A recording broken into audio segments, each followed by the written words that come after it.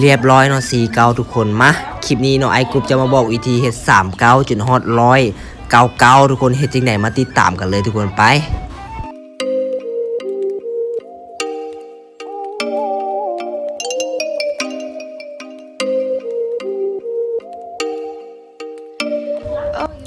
โอเคทุกคนหลังจากนั้นมาถามอีตานี่เนาะจากนั้นเอาอาวุธ39เนาะมาเฮ็ดให้99มาเฮ็ดขั้นตอนต่อไปให้มันครบเลยทุกคน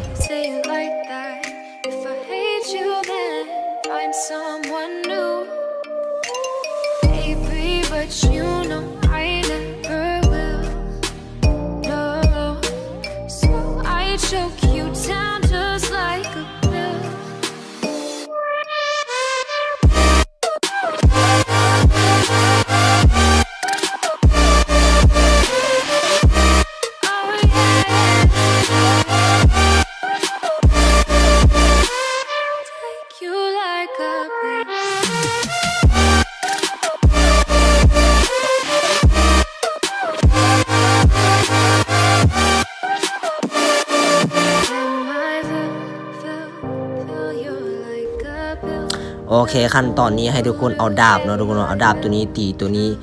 999ตู่มันจะเป็น49เนาะหลังจากนั้นให้ทุกคนตียาวๆไปเลยทุกคนเนาะหลังจากที่คนตีแล้วเนาะไอ้กรุ๊ปจะ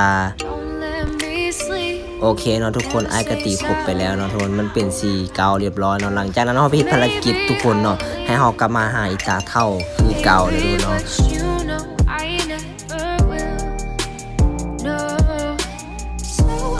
choke you down just like a pill